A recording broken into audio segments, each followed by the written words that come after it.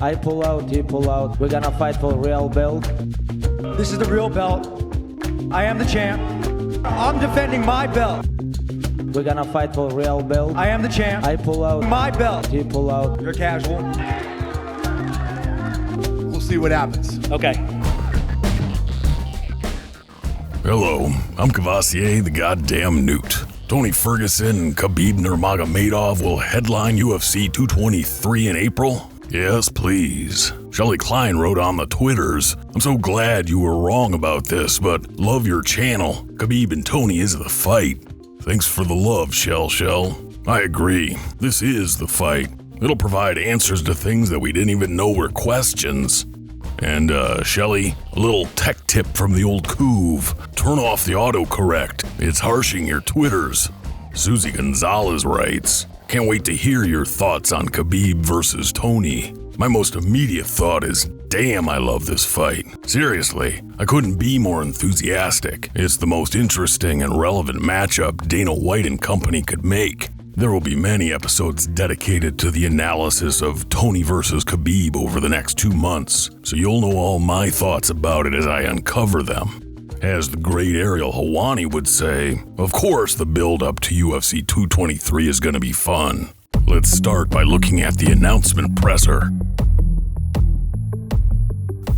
Over the months, I've received quite a number of questions about Ferguson's behavior. Some say Tony is all cringe all the time, and then he has his detractors. I'm gonna stick to the meat and potatoes of what's going on here. I don't want to get bogged down trying to decipher everything about Tony Ferguson's idiosyncratic ass right now. Suffice it to say, there's plenty to analyze psychologically about both Tony and Khabib. I'll peel back the layers in future episodes. For now, let's consider how they react to the announcement of UFC 223.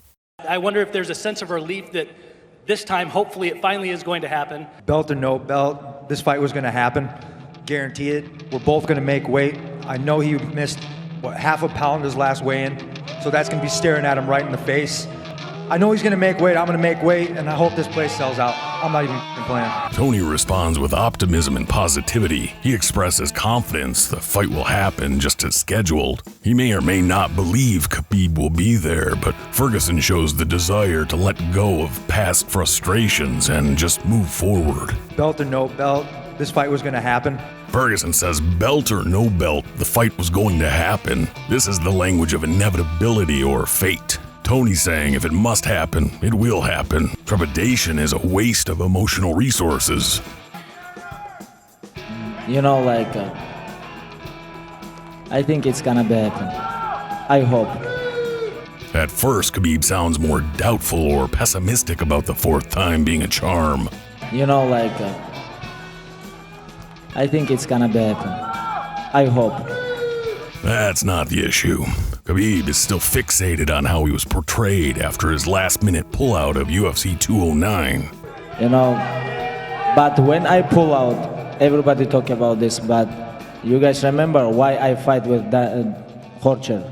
Because he pull out. He pull out too. I know he's going to make weight. I'm going to make weight, and I hope this place sells out. I'm not even playing.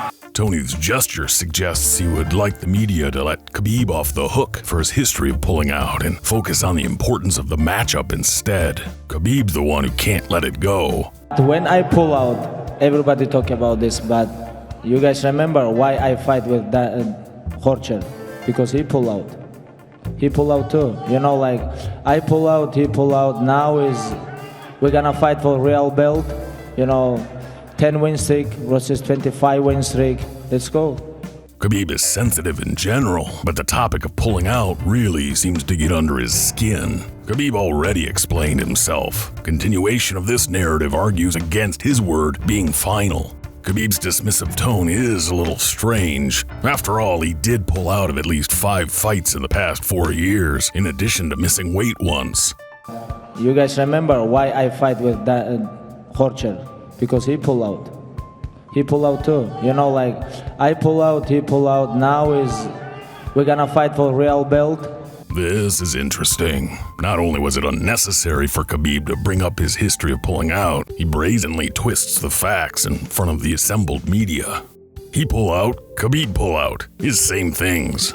Did Khabib conveniently forget a few details here? Khabib pulled out the first time he and Tony were scheduled, which was the TUF 22 finale back in December of 2015. Before that, he pulled out 3 fights in a row against Donald Cowboy Cerrone, including UFC 178 and 187. You've obviously tried to make the Tony and Khabib fight a few times, and it's fallen through. Unfortunately, the next guy up asks Dana about contingencies should the fight fall through again. Do you have an insurance policy in place? Will you have somebody like an Eddie Alvarez on standby if one of these guys can't make the fight? Tony and Khabib couldn't be more different. Ferguson is tuned in, energetic. He's fine being in this moment, if for no other reason than because it's a necessary step on the road to UFC 223 and solidifying his championship claims. Look at Khabib. He's closed down, resistant and bored, arms crossed. He's looking away, contemptuous, like this whole press conference is a waste of his time, even though he's received the biggest reception by far.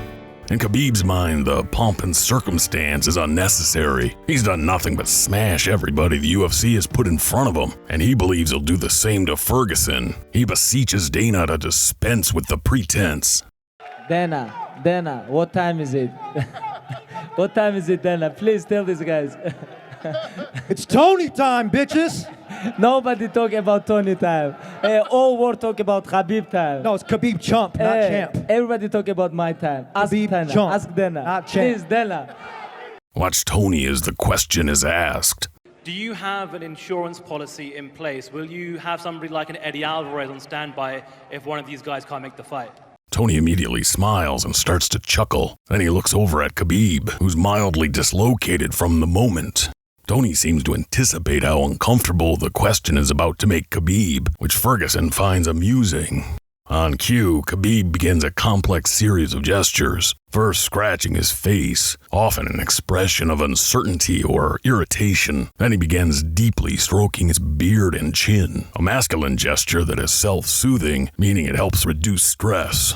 As Khabib continues to stroke his beard, a secondary expression emerges as a wry, reflective smile. Khabib stares into the middle distance, showing us he's inside his own thoughts right now. The smile widens as his imagination locks onto something pleasing. Then just as quickly, Khabib's eyes narrow to a point just in front of him. The smile starts to die away, and he wipes at his mouth until it's completely gone. Khabib doubles down by covering his mouth with his hand and pressing his lips tightly together. I'd gladly give a penny for Khabib's thoughts the moment he flashed that wide smile. Whatever it was, Khabib's desire to suppress it and keep it private is clear.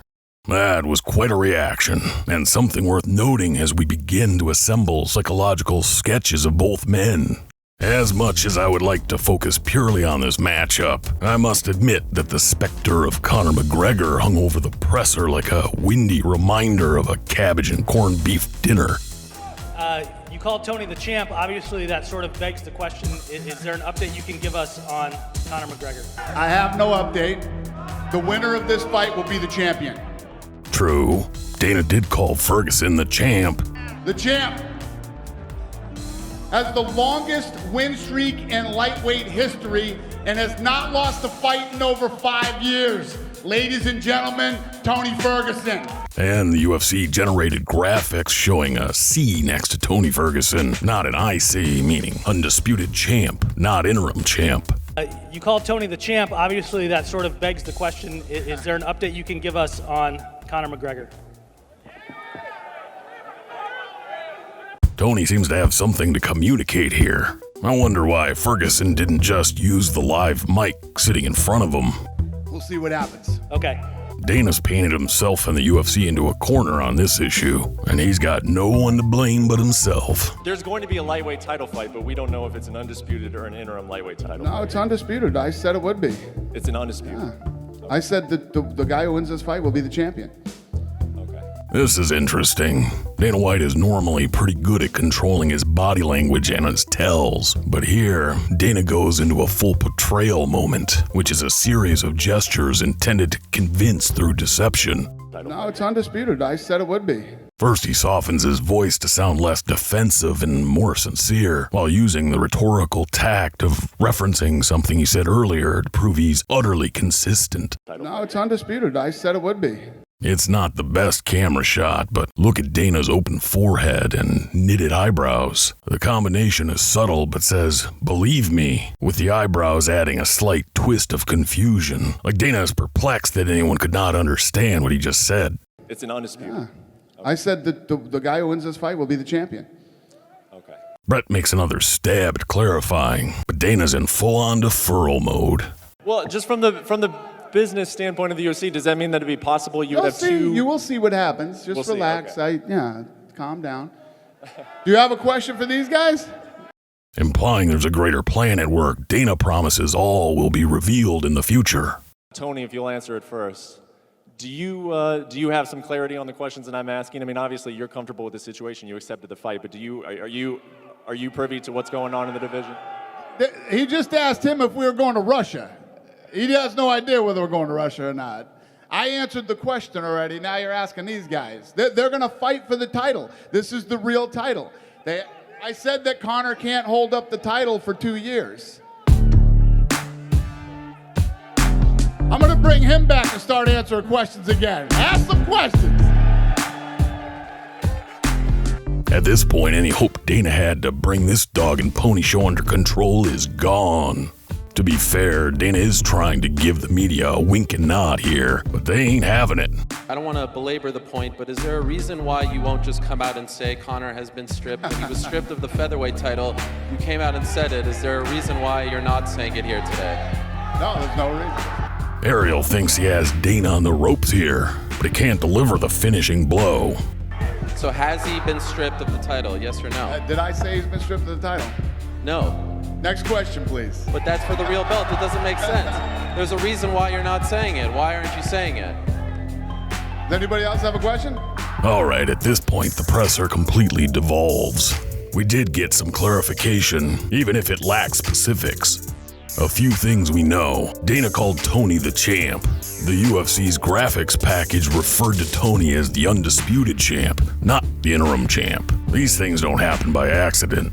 Dana said multiple times Ferguson versus Khabib would be for the real belt. He also said it wouldn't be fair for Conor to hold on to the belt until August or September. What Dana won't say at this point is anything about stripping the lightweight belt from that Irish feller. For that, we're left to speculate. Well, that's what I see. Thanks for watching. It's helpful when you click like and subscribe because ambivalence is the opiate of the masses. A few computer issues hampered my start to 2018. Damn you, baby New Year Albini. I purchased a new computer, so I'll be able to get back on track soon enough. I'm almost finished with part 3 of the Joanna and Rose series. Look for it soon. For reals. Have an idea for an episode or just a crazy-ass question? Let me know in the comment section below or over on the Twitters. Remember, it's not supposed to be easy.